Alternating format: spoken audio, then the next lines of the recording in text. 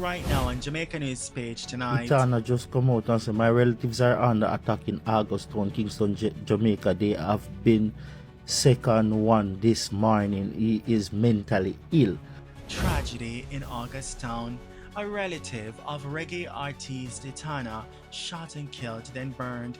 Tonight, the entertainer speaks out as tensions rise in the community. Also tonight, growing questions after an American citizen was shot and killed by police near the Sangster International Airport. What we're learning tonight about the high-level investigation now underway. And there's good news tonight. Zero, zilch, nada. West Kingston celebrates a major milestone for the month of April. Plus, there's more good news tonight from game partners to live partners. The Grahams fit true with a heartwarming love story. Welcome back to Jamaica News Page tonight. News that keeps you connected to what's happening across Jamaica, and we're powered by viewers just like you. Please click subscribe and tap the notification bell to stay connected. Thank you for joining us, Wayne Kelly. Jamaica News Page tonight starts right now.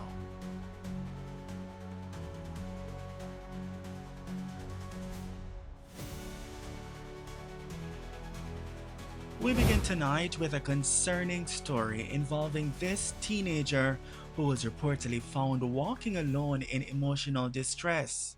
According to social media user Osville Giles, he was out doing early morning jogging when he came across the teenager walking by himself. Giles says the teen told him he was running away because he felt like he had no one and appeared to be in a very troubled emotional state. The teen reportedly indicated that he was heading toward Kingston. I know so we can find him. Where's the no? Where's the walk go? Where I walk go? Town? Kingston. And then where you shot on spot as you go? And Spanish Town. And then from Spanish Town you go though? Linstead and then drop off a Bagua. So where you say you left fish where you come from? Up me always forgot. Artie. Artie that come from? Yeah. Where you name? Ramian. Ramino. Walker. Yeah, how much? 16 so 17 and the junior walk come. So you walk that town? Come here no fear. Yeah, no fear. Brother, go back and Tabia police station. Eh? Because where people them? Where your mother? Where your mother? As I'm just saying, my family no want me. So your family no want you? Where your mother name? My mother named Chantel Tashinda Kaji. And your father name? Roy West Walker. Where we walk? So you walk from Artie to town. Brother, go back and Tabia. Where you have no number for your people them? You have no phone for yourself? Alright, so anybody know this someone? There's no say independent way I walk that town. Because not a beer. You see me? All I can do I wish I best because I'm not afraid to get because if you see me I walk. I have nothing at all from me. Stop by a gas station this so. Get some water to drink. And all the best for your journey also. Up to news time, the teen's whereabouts remain unknown. If you have seen this young man or know where he may be, please contact police emergency at 119 or the nearest police station immediately. The teen may be emotionally distressed, and anyone who encounters him is being urged to approach him calmly, assure him that help is available, and contact the police right away. Let's work together to ensure he gets the support, care, and assistance he needs safely. Grisly discovery in Augustown has left residents shaken and raised concerns about escalating tensions in the community. Police say a man was found dead with what appeared to be gunshot wounds to the head and his body partially burned following a fire at a premises along Augustown Road early Saturday morning. Itana just come out and say my relatives are under attack in Augustown, Kingston, Jamaica. They have been second one this morning. He is mentally ill. So this have to deal with the man in Augustown where them say the police get a call say the house they on fire. When them come from the scene, them see a man outside will get can up with part-time body burn. So you know the style when time the man them set your place afire, and then when you run come out, seeing that him get burned, them can you. So I be a one down August town. Like we need like the police to intervene immediately because this might be getting out of hand on a different level. This might be the start of a big flare up in the area because this sounds serious. Cause this sound like severe gang violence. Criminal elements definitely embed themselves in our community, and me don't know what is going on with her family and everything. Cause like they must say, you are the second you this morning where gone. Investigations are ongoing. Now to another developing story in St. Andrew. The St. Andrew Central Police are questioning a suspect in connection with the murder of Pepin Market manager Colleen Bernard, otherwise called Sonia. The suspect, who was initially reported dead, was shot and wounded by an off-duty policeman during a chase and remains in hospital under police guard. You will know that the shooter in this particular murder is still admitted in hospital under police guard. We are at this point interviewing him with the hope of establishing a possible motive for this particular murder. And of course, we managed to recover his weapon, and we are doing some further investigations, which of course includes some examination of forensic material, which we believe will help us to identify the real cause behind this particular murder and who are the other persons that may be involved. Investigations are ongoing.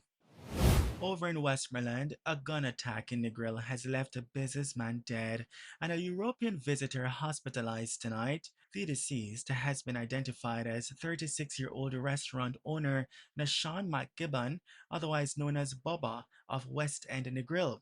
A 64-year-old medical doctor from the Czech Republic was also injured during the attack and remains in hospital in serious but stable condition. Reports are that shortly before 9 p.m., the visitor had ordered a meal at the establishment along the Norman Manley Boulevard when a motorcycle carrying two men dressed in hoodies pulled up. Investigators say the men walked toward the table where McGibbon and the visitor were seated before pulling handguns and opening fire. McGibbon reportedly attempted to run from the gunmen but was chased in a nearby open field where he collapsed. The attackers then allegedly grabbed two bags containing an undetermined sum of cash before fleeing the area on the motorcycle. The visitor, who was shot in the shoulder, was rushed to a nearby private hospital for treatment, while McGibbon was transported to the Savannah Lamar Public General Hospital, where he was pronounced dead. Investigations are ongoing. Meanwhile, growing questions tonight after an American citizen was shot and killed by police near the Sangster International Airport in Montego Bay.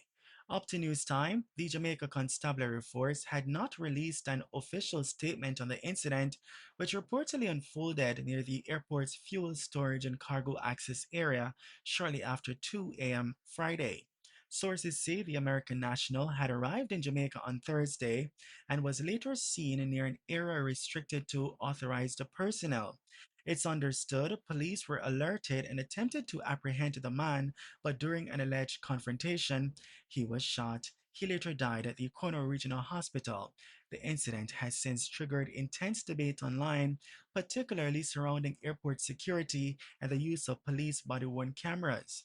Transport Minister Darrell Vaz pushed back against claims circulating on social media that the airport terminal had been breached. In a statement online, Minister Vaz said the incident occurred near the road leading to cargo and fuel facilities and did not involve the passenger terminal building. MBJ Airports Limited, the owner of the Sangster International Airport, later echoed those comments, insisting there was no disruption to airport operations or passenger services. The matter is now reportedly under high-level investigation, while Indicom is also understood to have visited the scene. Meanwhile, Tourism Minister Edmund Bartlett is seeking to reassure visitors that Jamaica remains safe. Paramount. to enable the confidence and trust that is reposed in Jamaica's destination to never ever be second guessed. And a big element of destination assurance is a safety architecture that we enable to be layered across the entrepôts of our country, especially our airports. And we recognize how important it is to make sure that there's no second guessing at all of the integrity of that promise of safety here.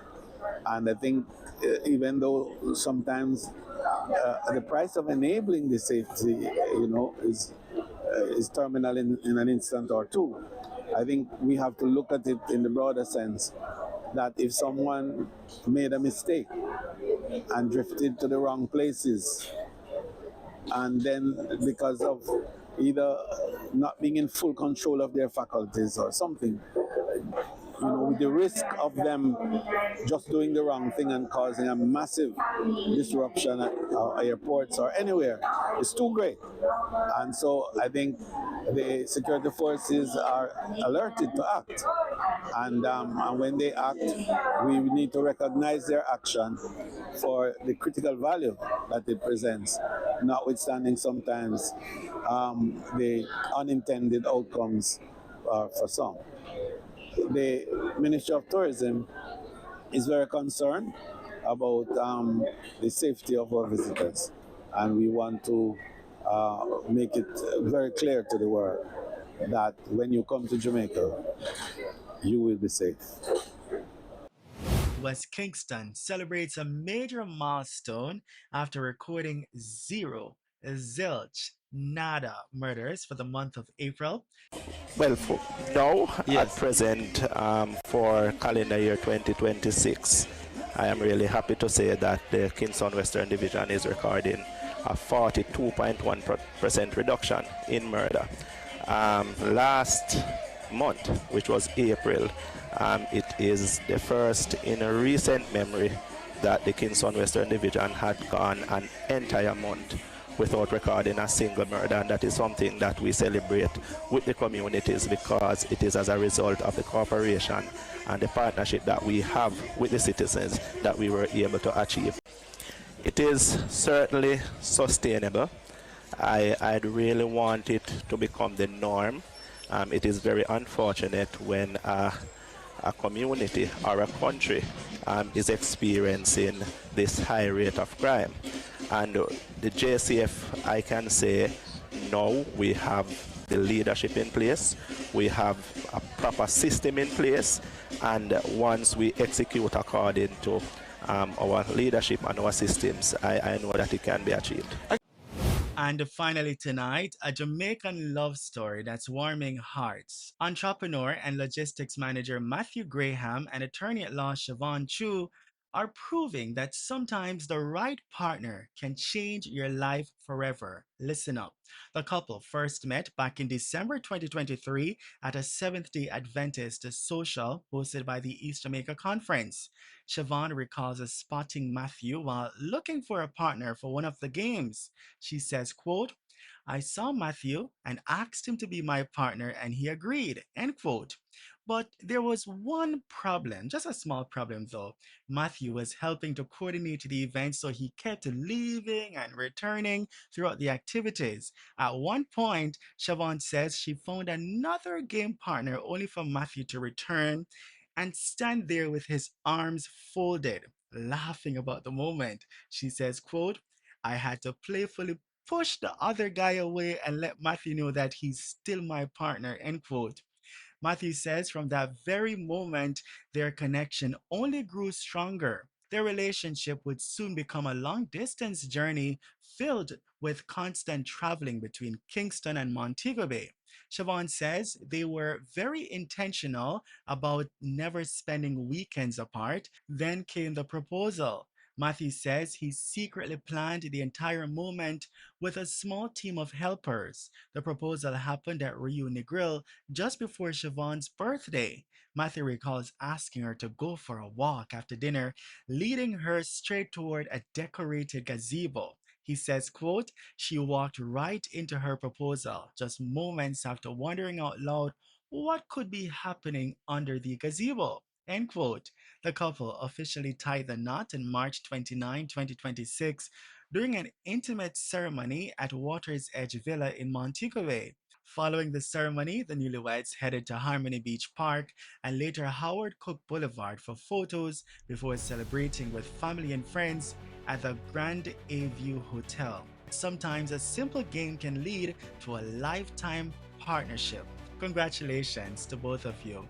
And that's the news on Jamaica News Page tonight. News that keeps you connected to what's happening across Jamaica, and we're powered by viewers just like you. Please leave a comment so we can welcome you with a shout out. Thank you for joining us, Wayne Kelly, and also thank you for watching Jamaica News Page tonight. We'll see you in the comments, and be sure to like, share, and join us again for more news. From all of us here, good night.